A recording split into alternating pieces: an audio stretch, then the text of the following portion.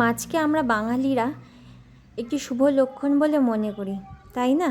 বাড়িতে কারো জন্মদিন থাকলে বা যে কোনো শুভ অনুষ্ঠান থাকলে বাঙালিদের মেনুতে মাছ তো থাকবেই। তাই আমরা আজ শিখব কিভাবে অনুষ্ঠান বাড়ির মতন মাছের কালিয়া বাড়িতে বানাবো। আমরা মাছ নিয়ে নেব। আমি এখানে 7 থেকে 8 পিস মাছ নিয়ে নিয়েছি, কাতলা মাছ।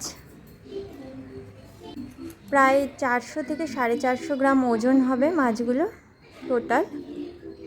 মাছের গায়ে আমি নুন হলুদ মাখিয়ে নিচ্ছি। যেভাবে মাছ ভাজার আগে আমরা নুন হলুদ মাখিয়ে মাছের এপাশ ওপাশ দুপাশ ভালো করে নুন হলুদ মাখিয়ে নিই, ঠিক সেইভাবে।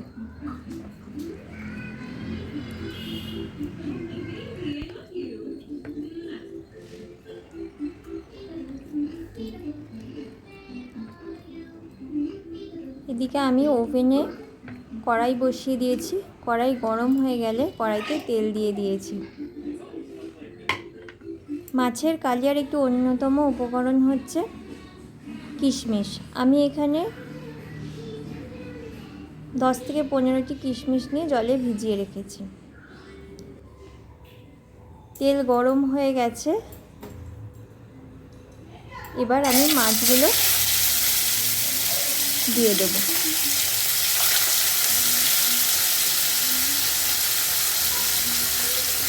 একে একে মাছগুলো তেলের মধ্যে দিয়ে আমি আমাদের যাবতীয় যা কাটাকাটি আছে তাই শুরু করব।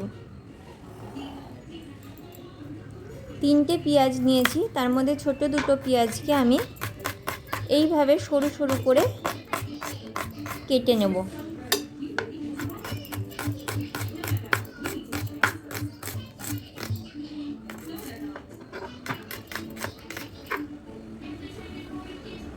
পেঁয়াজ কাটা হয়ে গেছে, পেঁয়াজগুলোকে আমি পাশে রেখে দেব। এদিকে মাছ ভাজার একটা পিস হয়ে গেছে, আমি অন্য একটা পিস উল্টে দিচ্ছি। এই পিসটা ভাজতে ভাজতে আরও আমার যা কাটাকাটি বাটাবাটির বাকি আছে সেইটুকুনি আমি সেরে নেব।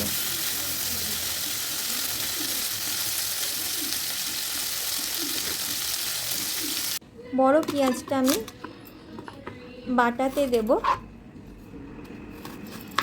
তাই আমি এটাকে বড় বড় করে কেটে নিচ্ছি।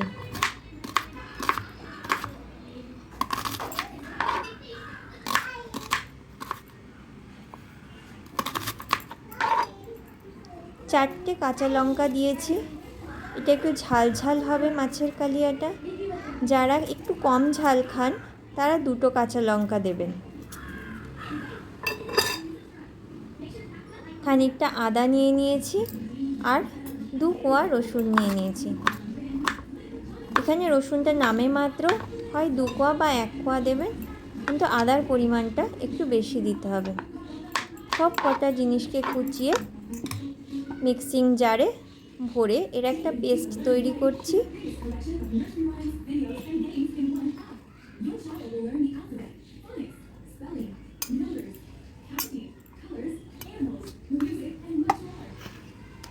এর পেস্ট রেডি হয়ে গেছে।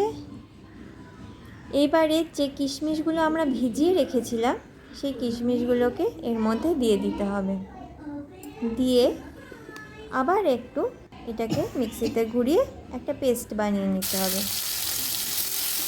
আমার মাছ ভাজাগুলো হয়ে গেছে, আমি এবার নামিয়ে নিচ্ছি। কড়াই এবং তেল দুটোই যদি গরম থাকে মাছ ভাজা কখনোই কড়াইতে লেগে যাবে না। আমি কড়াইটা পাল্টে নিয়েছি। আপনারা একই কড়াইতেই ওই তেলের ভেতরে আর একটু তেল দিয়ে করতে পারেন। আমি কড়াইটা পাল্টেছি, তাই আমি কড়াই গরম করে তারপর তেল গরম করে তার মধ্যে গোটা গরম মশলাগুলো দিয়ে দিচ্ছি। শুকনো লঙ্কা দিয়েছি 2টো, গোটা লবঙ্গ 4টে, গোটা জিরে, গোলমরিচ 8টা মতো, 4টে এলাচ। আমার কাছে দারচিনি ছিল না, আপনারা একটু দারচিনিও দিয়ে দেবেন 1 কুচি। গ্যাসের ফ্লেমটা এই সময় কমিয়ে রাখবো, না হলে গোটা গরম মশলাগুলো পুড়ে যাবে। এবারে আমি কুচনো পেঁয়াজগুলো দিয়ে হালকা হাতে নাড়াচাড়া করে এইভাবে করে ঘুরিয়ে ঘুরিয়ে পেঁয়াজগুলোকে নাড়াচাড়া করে হালকা বাদামি করে ভেজে নেব। মাথায় রাখতে হবে এই সময় পেঁয়াজগুলো যাতে পুড়ে কালো না হয়ে যায়। বাদামি হয়ে গেছে পেঁয়াজগুলো। এবারে পেস্টটা এর মধ্যে দিয়ে আবার নাড়াচাড়া করে, যেভাবে নাড়াচাড়া করতে হয়, যারা নতুন রান্না করছে তাদের জন্য বলছি, কষানোর সময় ডান দিক থেকে বাঁ দিকে, বাঁ দিক থেকে ডান দিকে এইভাবে গোল গোল করে মশলাগুলোকে ঘোরালে খুব সুন্দরভাবে তাড়াতাড়ি কষে যায় আর তেলটা আলাদা হয়ে যায়। এই সময় আমরা সব গুঁড়ো মশলাগুলো দিয়ে দেব। 2 চামচ হলুদের গুঁড়ো, 2 চামচ জিরের গুঁড়ো, 1 চামচ লঙ্কার গুঁড়ো আর 1/2 চামচ নুন আর দই আর অল্প একটুখানি চিনি মিশিয়ে দইটাকে ভালো করে ফেটিয়ে এই মশলার সাথে মিশিয়ে দেব। দিয়ে সব কটা উপকরণকে আমরা একসাথে কষিয়ে নেব। নিয়ে তারপরে ওর মধ্যে দিয়ে দেব জল। এখানে 1 গাদা জল দেওয়ার দরকার নেই। এই মাছের কালিয়া যেহেতু থকথকে হবে, তাই জন্য এখানে মোটামুটি 1/2 বাটি মতন জল ব্যবহার করলেই হবে, বড় বাটি। তারপরে আমি মাছগুলো একে একে, যখন ঝোলটা ফুটে উঠেছে, মাছগুলো দিয়ে দিয়েছি।